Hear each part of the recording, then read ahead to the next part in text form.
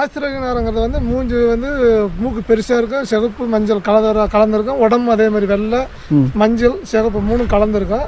ஆனால் பெருசாக இருக்கும். கம்பளி நாரை முட்டை வந்து வெள்ளை நாரை முட்டைன்னு சொல்லுவாங்க. இது கொஞ்சம் சிறு சைஸ் ஆகுது. அதே பாருங்கள், ஆஸ்திரேலிய நாரை முட்டை வந்து அதே கலர் தான். நம்ம கோழி முட்டையோட பெரிய முட்டையாக இருக்குது. ஒன்று அந்த ஓடிடுச்சு. கீழே உட்காந்துட்டு இருக்குது. தெரியுதா? தெரியுது. இன்னும் கொஞ்சம் மேலே தூக்கிட்டு கேமரா இப்படி அப்படி தூக்கிட்டா பாருங்க. இதுதான் அந்த குச்சி. இப்போ நம்ம பார்க்க நாங்கள் வந்து வெளிநாட்டு பறவை பார்க்க முன்னாடி ஒரு கொய்யா கனி சாப்பிடலாம். வாங்க போகலாம், போய் பார்த்துடலாம். பாருங்க, அந்த நாரையெல்லாம் வட்டடிக்குது எல்லாமே. இதுதான் அந்த வெளிநாட்டு பறவை. இதை நம்ம டிஸ்டர்ப் முடிகள் வந்து கீழே உதிரி கிடந்ததா சொல்றீங்க. அந்த முடி என்னென்ன முடி அதை சொல்லுங்க. இது வந்து வெள்ளை நாரை முடி. அதாவது இது அந்த ரெக்கை முளைச்சி பெருசாகவே நல்லா பறக்கும் போது 1-2 வந்து அதுக்கு உளுந்துட்டு அது வர வந்து புது ரெக்கை முளைச்சிக்கும். இது வந்து கம்பளி நாரோடைய ரகம். இது வந்து கொஞ்சம் கருப்பு கலராக இருக்கும். அவ்வளோதான். இதுவும் அதே மாதிரி உதிரி உதிரின முடியும். கொஞ்சம் முத்து ஏதாச்சும் ஆச்சுன்னா உளுந்துருதுன்னா அதுல இருந்து நாரைகள் வந்து என்னென்ன கலர்ல இருக்குது, அந்த நாரைகளோட பெயரை சொல்லி அந்த என்னென்ன கலர்னு சொல்லுங்க. அதாவது முதல் ரகமா குருட்டு நாரம்பாங்க. அது பார்த்தீங்கன்னா தண்ணி ஓரம் உட்காந்துக்கிட்டே காத்துட்டு இருக்கோம். டக்குன்னு மீன் வந்தாலும் லப்பன்னு பிடிச்சிக்கும். அது குருட்டு நாரை. வெள்ளை நாரை வந்து நார்மலாக நம்ம பார்த்துருக்கலாம். மாடு கட்டினா ஆடு கட்டினா மேட்டுக்காடு எல்லாம் ஆத்தோரம் எல்லாம் ஏகமாக இருக்கும். அது வெள்ளை நாரை. அப்புறம் பார்த்தா கம்பளி நாரை. அது பார்த்தா கட்ட மாதிரியே உட்காந்துட்டு இருக்கோம். தண்ணி நடு கல் தெரிஞ்சு உட்காந்துட்டு இருக்கோம். மீன் வந்து பெரிய மீனாக இருந்தாலும் லப்பன்னு பிடிச்சி எடுத்துகிட்டு போயிடும். அதாவது இந்த ஆஸ்திரேலிய நாரைங்கிறது வந்து மூஞ்சி வந்து மூக்கு பெருசாக இருக்கும், சிகப்பு மஞ்சள் கலந்துருக்கும். உடம்பு அதே மாதிரி வெள்ளை மஞ்சள் சிகப்பு மூணும் கலந்துருக்கும். ஆனால் பெருசாக இருக்கும். அது வந்து முழங்கால் தண்ணி, அதாவது 1 முளை தண்ணிக்குள்ளே கூட நடக்கும். அது வந்து பீஞ்சா, அதாவது கோலாங்கின்னு சொல்லுவாங்க. அதுங்களை பெரும்பாலும் அதிகமாக அதை சாப்பிடும். மீன் சாப்பிட்றத விட அந்த கோலாங்கில தான் அதிகமாக சாப்பிடும். பார்த்தீங்கன்னா அது நடந்துகிட்டே போகும். மூக்கை தண்ணிக்குள்ள விட்டு டக்குன்னு எடுத்து அந்த பீங்கம் உயிரோடு இருக்கும். அந்த பீங்கம் கோலாங்கின்னு சொல்லுவாங்க. அதை எடுத்து நசுக்குன்னா அந்த ஓடு தனியாக போயிடும். உள்ள ஒரு பூச்சிமே இருக்கும். அதுதான் அதுமாதிரி சாப்பிடும். அந்த சொல்ல போனால் அந்த பீங்க ஓட்டை உடைச்சிட்டு உள்ள இருக்கக்கூடிய அந்த பூச்சி மட்டும் தான் சாப்பிடுமா? அதனுடைய மூக்கு அவ்வளோ அளவுக்கு வலுவானதா? சரியான மூக்கு. பார்த்தீங்கன்னா நேரில் பார்த்தீங்கன்னா அது பெரிய மூக்கு சரியாக பெருசாக இருக்கும். அது அதை கோலாங்கி பிடிச்ச உடனே நசுக்குச்சுன்னா பீங்கம் பட்டுன்னு உடஞ்சிடும். அந்த தொல்லி மேலக்கிற ஓட்டை எடுத்துட்டு அதாவது உள்ளக்கிற பூச்சி சாப்பிட்றோம். அது வந்து கோலாங்கி கடலில் வந்து பெருசாங்க. அதை வந்து மனுஷன் சாப்பிடுவாங்க. இது வந்து நம்ம மனுஷன் சாப்பிட முடியாது. வெளிநாட்டை சார்ந்த பறவை வந்து சொல்ல போனால் அது தமிழ்நாட்டில் குறிப்பாக சேலம் மாவட்டத்தில் பண்ணவாடி பகுதியில் பிலிக்குண்டு அப்படிங்கிற இடத்துல தான் இப்போ அது தங்கி இங்கே குடும்பத்தோட இப்போ சொல்ல போனால் பல முறை வந்து சொல்ல போனால் குஞ்சுகளை பிரிச்சுட்டு வாழ்ந்துட்டு இருக்குது. அதாவது தண்ணி வடிஞ்சா அது வெளியிலேருந்து வந்துட்டு திருப்பி தண்ணி ஏறினா அது எங்கே போகுமோ தெரியாது. ஆனால் இருக்காது, போயிடும். இப்போ வந்து 2-3 வருடமா தண்ணி வடிஞ்சாலும் இங்கேயே இருக்குது. ஃபுல்லாக 120 அடி இருந்தாலும் இங்கேயே தான் தங்கி இருக்குது. இங்கே தங்கிக்கிச்சு. இதுக்கு முன்னே வந்து தண்ணி வடிஞ்சுனா மட்டும் வரேன். தண்ணி ஃபுல்லாகிடுச்சுன்னா 120 அடி ஆச்சுன்னா இங்கே இருக்க தங்காது, போயிடும். எங்கே போகுதுன்னு தெரியாது. தண்ணி வடிஞ்சா வந்துடும். இப்போ வந்து 3 வருஷம் காண்டாக இங்கேயே தங்கிக்குது. இங்கே தங்கி குடும்பத்தோட வசதி இருக்குது. இங்கே தங்கி இனவர்த்தி செஞ்சு அதிகப்படுத்திட்டு இருக்குது. இப்போ இந்த இடத்த பார்த்த உடனே நமக்கு பிலிக்குண்டு அப்படின்னு சொன்ன மாதிரி வெறும் குண்டாக தான் தெரியுது. இதில் மரம் இருக்கிற மாதிரி தெரியல. இதில் எப்படி ஆஸ்திரேலிய நாரைகள் வந்து இங்கே வந்து கூடு வச்சுருக்கோம் அப்படின்னு தான் நாம் நினைக்கணும். இந்த இடத்துல வந்து மிகப்பெரிய அளவில் மரமெல்லாம் இருந்த இடம். சொல்லப்போனால் இங்கே வந்து பார்த்திங்கன்னா சொக்குப்பட்ட மரம் அப்படின்னு சொல்லுவாங்க. அதெல்லாம் ஆடு நிறைய விரும்பி சாப்பிடக்கூடிய மரம். இங்கே ஏராளமான மரம். சொல்லப்போனால் ஒரு மழை இல்லாமல் காஞ்சி போனால் கூட அது ஒரு பசுமையாக இருக்கக்கூடிய மரம். அந்த எப்பயுமே அப்படிப்பட்ட ஒரு மரம் தான் அது. அது மட்டும் இல்லை, இந்த ஊஞ்ச மரம்னு சொல்லக்கூடிய அந்த ஊஞ்ச வகையான அந்த மரம் இருக்கும், பொருச மரம் இருக்கும். இந்த மரம் எல்லாமே சொல்லப்போனால் இந்த நாரைகள் வந்து அந்த இடத்துல கூடு கட்டி இந்த நாரைகளுடைய கழிவுகள் மேலே படும்போது அந்த மரம் ஆட்டோமேட்டிக்காக அப்படியே இப்போ அது சொல்லப்போனால் அந்த தலையெல்லாம் கொட்டிட்டு இப்போ சாகு நிலையில் தான் இருக்குது.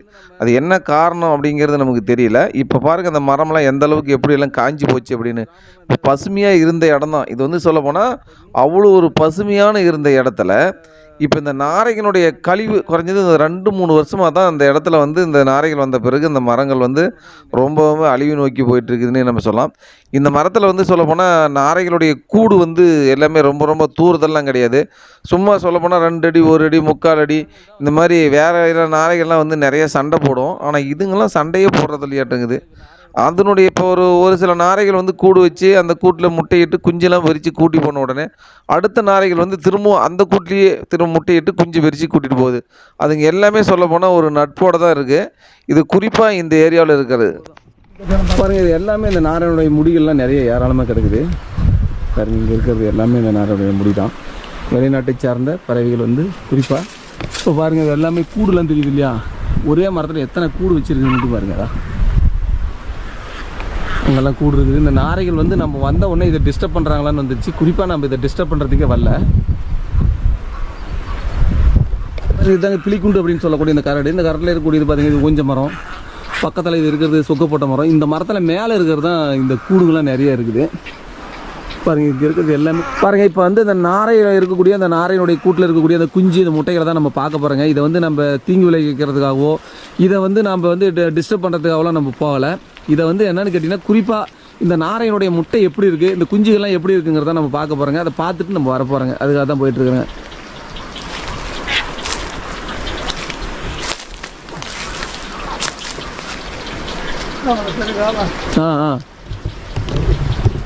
பாருங்கள், இந்த மரத்தில் மட்டும் குறைஞ்சது எத்தனை கூடு இருக்குதுன்னு மட்டும் பாருங்கள். நிறைய கூடு இருக்குது இந்த மரம் ஃபுல்லாக. ஒரு சில பறவைங்கள்லாம் கிட்ட கிட்ட வைக்காது. இது வெளிநாட்டு இனத்தை சார்ந்தது அப்படிங்கிறதுனால இது நிறைய சண்டை இல்லாமல் ஒன்றும் இல்லாமல் அப்படியே நம்ம பறவைங்க ஒரு கூடு கட்டினா பக்கத்தில் கூடு கட்டாது. பாருங்கள், இதுதான் அந்த மரம். இங்கே தான் பாருங்கள் எல்லா கூடும் உங்களுக்கு எல்லாமே தெரியுது. பாருங்கள் எத்தனை கூடு இருக்குது அப்படிங்கிறதெல்லாம். இதில் தான் முட்டையாக இருக்குது, குஞ்சு இருக்குது, எல்லாமே இருக்குது. பறவைகள் எல்லாமே இங்கே தான் தங்குறது. ஆனால் இந்த மரங்கள் தான் வந்து இந்த நாரையினுடைய கழிவுகள்லாம் படுறதுனால இந்த மரம் தான் வந்து எல்லாமே இப்போ சாவர மாதிரி இருக்குது. இல்லை தலைகள்லாம் கொட்டி போயிடுச்சு.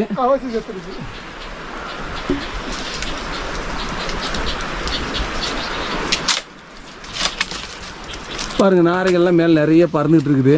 நம்ம இது எந்த வகையிலும் இடைஞ்சல் படுறதுக்காக வரல. நம்ம வெளிநாட்டை சார்ந்த இந்த நாரைகள் வந்து ஏராளமாக இங்கே வருது அப்படிங்கிறதுனால தான்.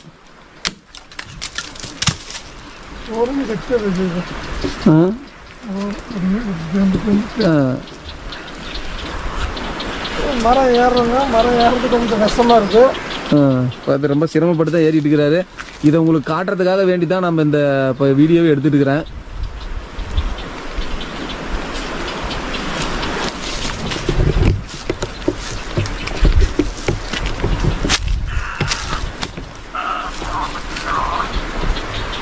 முட்டை அது முட்டை இருக்குதா? அந்த முட்டைதா? ஆ, இது முட்டை. அதாவது இந்த முட்டை வந்து வெள்ளை நாரோட முட்டை. வெள்ளை நாரோட முட்டை. ஆ, அந்த வெளிநாட்டு சார்ந்த இதோட கொஞ்சம் பெருசா இருக்கும். அது இன்னொரு கூட்டுல இருக்கு. அது என்ன கலர்ல இருக்குது? அது இதே கலர் தான். ஆனா அது கொஞ்சம் பெருசா இருக்கு. தெரியுதா? தெரியுது. இதெல்லாம் குஞ்சு எங்க இருக்குது? குஞ்சு இருக்குதா? குஞ்சு பாப்போம் வாங்க.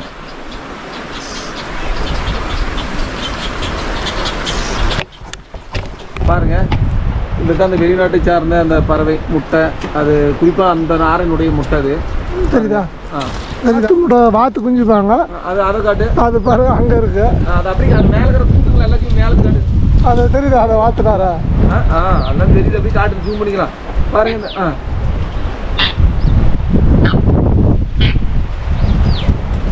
தெரியுதா? தெரியுதா?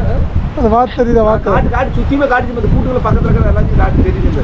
உனக்கு பார்த்துட்டே காட்டுச்சு பாரு. கோல் முச்சி முத்துது. இப்போ குச்சி குச்சி. ஆமாம். அப்படியே மரத்துக்கெல்லாம் ஆன் பண்ணி அப்படியே பாருங்க. பார்த்தா ஆறு எல்லாம் தெரியும். தூரம் காட்டு எல்லாம் ஆறு சுற்றி ரவுண்ட் அடிக்கிறாங்க பாருங்க. நாகமரம், ஒட்டனூர், கோட்டையூர் பஸ்தரை, பண்ணவாடி பஸ்தரை எல்லாம் தெரியுங்க. நாம் இப்போ மரத்த மேலே இருக்கிறோங்க. இந்த குருவி கூட்ட ஏதாவது நாரைங்களை பார்த்துட்டு இருக்கிறோங்க.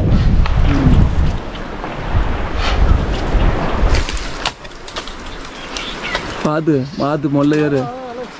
ஆமாம், குடிங்கிட்டு விழுந்துடாத. பார்த்து பாருங்க. இப்போ இந்த நாரையுடைய குஞ்சை தான் நம்ம பார்க்குறதுக்காக சிரமப்பட்டு தான் பார்த்துட்டு இருக்கிறேங்க. நாரை குஞ்சு இருக்குங்க. இல்லை மெடிதான் கழியுதுங்க. ஒரு கூட்டுக்கு 4 குஞ்சு இருக்குங்க. ஒரு கூட்டுக்கு எத்தனை குஞ்சு இருக்குது? 4 இருக்குங்களா? 4 இருக்குதுங்க. பார்ப்போம் வாங்க. ஆமாங்க. பார்த்து ஒவ்வொரு கிலோ சைஸில் இருக்குதுங்க. குஞ்சு இருக்குதா? ஆமாங்க. குஞ்சு எடுத்து காட்டுறோம் பாருங்க. பாருங்க, அந்த நாரையுடைய குஞ்சு தான் எடுத்து காட்டுறாரு. இந்த வெளிநாட்டை சார்ந்த நாரையுடைய குஞ்சை பார்த்து. கடிக்கிறதுக்கு வருதா? கொத்துதா? கீழே வந்துட போகுது.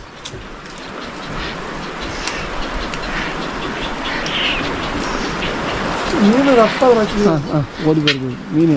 பாருங்க, இந்த நாரையெல்லாம் பாருங்க எந்த அளவுக்கு எப்படி பறக்குதுன்னு. இதெல்லாமே இந்த நாரைங்க தான். இப்போ இங்கே எல்லாமே கூடு வச்சிட்டு இருக்குது இந்த நாரைங்க எல்லாமே. இந்த ஆட்டுக்காடு அப்படின்னு சொல்கிற இடத்துல இந்த கூடுங்களாம் உங்களுக்கு ஏராளமாக காமிச்சிருக்கேன். இதுங்களுடைய முட்டை குஞ்சு என்னெல்லாம் இது பாருங்க, இது பாருங்க சிறுநார முட்டை, அதாவது சிறு சைஸ் ஆகுது. இது வந்து வெள்ளை நார முட்டை. வெள்ளை நாரோடைய முட்டை. ஆமாம், நாங்கள் முட்டை இருக்குதா?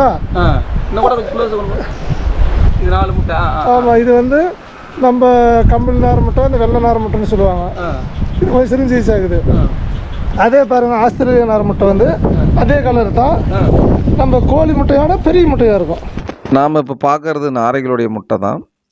இதில் நிறையா வகையான நாரைகள் வந்து இங்கே முட்டையிட்டு இருக்குது. இது குறிப்பாக இந்த முட்டை வந்து ப்ளூ கலரில் இருக்குது.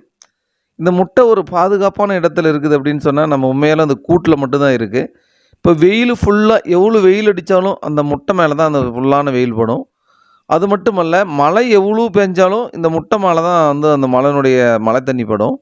ஆனால் அதையெல்லாம் தாண்டி இதில் இருக்கக்கூடிய முட்டை அந்த குஞ்சிலாம் வந்து சிறப்பாக இப்போ 4 முட்டை எடுத்தால் அந்த 4 முட்டை குஞ்சுமே பொரிச்சு எடுத்துருது.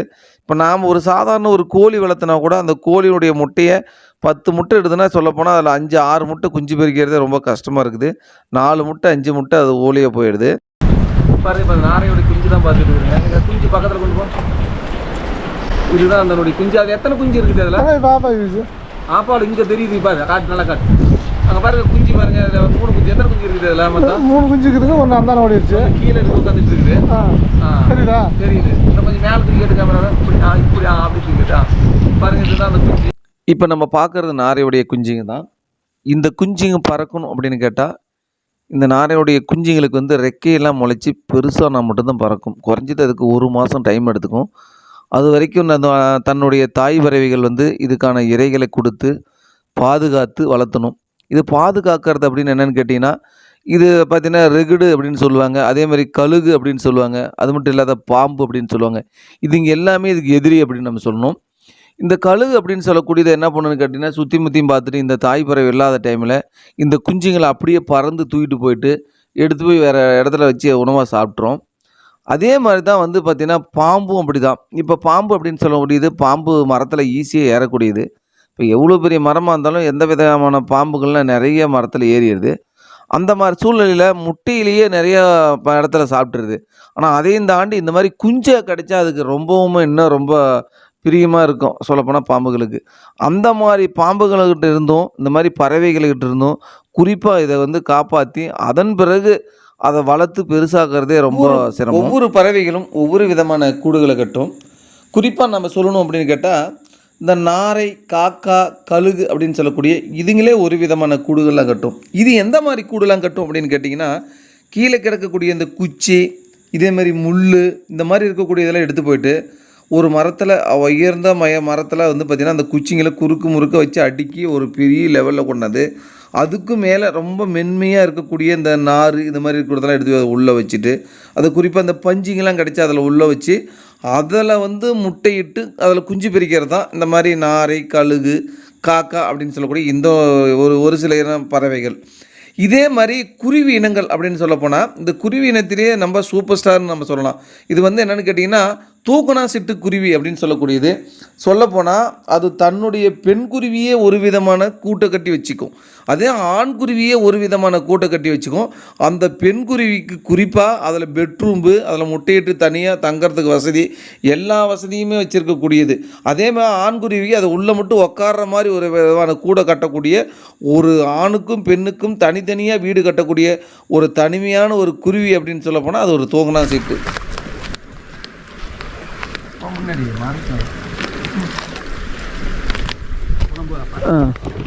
பாருங்க, இப்போ நம்ம போயிட்டு இப்போ பரசில் ஏறி மீண்டும் கிளம்ப போகிறேங்க.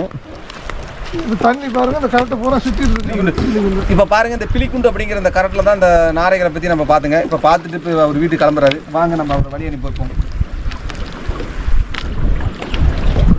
பாருங்கள், இது வரைக்கும் நம்ம ஐயா வந்து சிறப்பான தகவலை வந்து நிறைய இடத்துல இந்த நாரைகளை பற்றிலாம் சிறப்பாக சொன்னார். இப்போ அவர் மீன் பிடிக்கிற பொழப்புக்கு எடுத்துகிட்டு நமக்காக ரிஸ்க் எடுத்து வந்திருக்கிறாரு. இப்போ அது மட்டும் இல்லாத அவர்கிட்ட இருந்து இப்போ 2 மீன் ஓசை தான் வாங்கிட்டு போக போகிறேன். வாங்க அவர்கிட்ட இருந்து வாங்கிக்கலாம். அது என்னென்ன மீனுன்னு சொல்லிட்டு கெளுத்தி மீன் பாருங்க. இதுதான் வந்து கெளுத்தி மீன் அப்படின்னு சொல்லக்கூடிய இந்த மேட்டூர் டேமில் வளரக்கூடிய கெளுத்தி மீன். இது அடுத்தது வந்து கெளுத்திங்கிறது வந்து மீசை வரும். மீசைங்கிற மீன் வந்து நல்ல ஒரிஜினல் ஆட்டு மீன். அதாவது மீசலான மீன் கழுத்து வந்து வளர்ப்பு மீன். மீஸ் இல்லாம வருது அது வேற மீன். இது வந்து பாரம்பரிய ரகம், இது வளர்ப்பு மீன் கிடையாது. தானியாவே உற்பந்தாகும், இஞ்சி எதுவுமே விட மாட்டாங்க. இது மேட்டூர் டேம்ல வளரக்கூடிய ஒரு கெளுத்தி மீன். இது நீங்க நினைக்கிற மாதிரி வேற மீன் கிடையாது. இது வந்து இப்போ வந்து புதுசா வந்து அந்த ஹைபிரிட் ஜிலேபி. இது 2 தாங்க இவருக்கு கிடைச்சிருக்குது. இப்போ 2 நமக்கு கொடுத்துட்டாரு. இப்போ 2 நான் வாங்கிட்டு போய் தான் குழம்பு வச்சு சாப்பிட போறேன். வாங்க முன்னு நீங்களும் சாப்பிடலாம். இருங்க அதுக்குள்ள இந்த மீனை இப்படி வச்சிடலாம். சரி ஓகே, இந்த மீனடி பேசிடலாம். சரி பேசுறாங்க பாருங்க. இது வரைக்கும் நமக்கு சிறப்பான தகவலையும் சொல்லிட்டு நமக்கு 2 மீனும் கொடுத்துட்டு போறாரு. அவருக்கு ஒரு நன்றி சொல்லி அனுப்பிடலாம். அடுத்தபடியா வந்து பாத்தீங்கன்னா அவர்கிட்ட அடுத்த வீடியோவில் சந்திக்க வரைக்கும் நம்ம அவர்கிட்ட விடைபெறலாம். ஏன்னா அடுத்த வீடியோ அவர்கிட்ட நிறைய எடுக்க வேண்டியது இருக்குதுங்க. ஒரு ஏதாவது வேற எல்லாம் வீடியோ நிறைய எடுக்க வேண்டியது இருக்கு. அது வரைக்கும் விடைபெறலாம். ஐயா நன்றி, வணக்கம். சிறப்பான தகவல் சொன்னீங்க, நன்றி. என்னன்னா அந்த பரசலில் போகிறது ரொம்ப சிரமம். ஏன்னா காற்றடிக்கும் போது அவங்க அந்த பரசலை தாட்ட முடியாது. பரசலில் வந்து இந்த காற்று தூக்கிட்டு வரும். இது பேர் எதுக்காத்து அப்படின்னு சொல்லுவாங்க. இந்த பரசலில் போகிறவங்க எல்லாமே சொல்லக்கூடிய வார்த்தை என்னென்னு கேட்டால், எதுக்காத்து அடிக்குதுப்பா, இதை வந்து பரசலை தாட்ட முடியாது அப்படின்னு சொல்லுவாங்க. இப்போ அதையும் தாண்டி இவர் இதில் போயிட்டுருக்காரு. ரொம்ப வெயிட் வேணும். அப்போ என்னால் ஒரு ஆளை உட்கார வைக்கணும், இல்லைன்னா ஒரு கல்லாச்சும் வச்சு தான் இதை தாண்ட முடியும். பாருங்கள், இந்த காற்றுலேயே அவர் தாண்டிட்டு போகிறாரு. இது நம்ம வேறு எங்கள் இடம் எங்கேயும் இல்லை. இது நம்மளுடைய மேட்டூர் டேமு. மேட்டூர் டேம் இருக்கக்கூடிய இந்த 120 அடி தண்ணி தேக்கத்தில் நம்ம இங்கே சொல்லப்போனால் பிலிக்குண்டு அப்படிங்கிற, இப்போ நம்ம சொல்ல போனால் பிலிக்குண்டு அப்படிங்கிற இடத்துல தான் நம்ம இங்கே இருக்கிறோங்க. இப்போ நேராக ஒரு நாகமரை அப்படிங்கிற ஒரு சொந்த கிராமத்துக்கு போயிட்டுருக்காருங்க. நன்றி, வணக்கம்.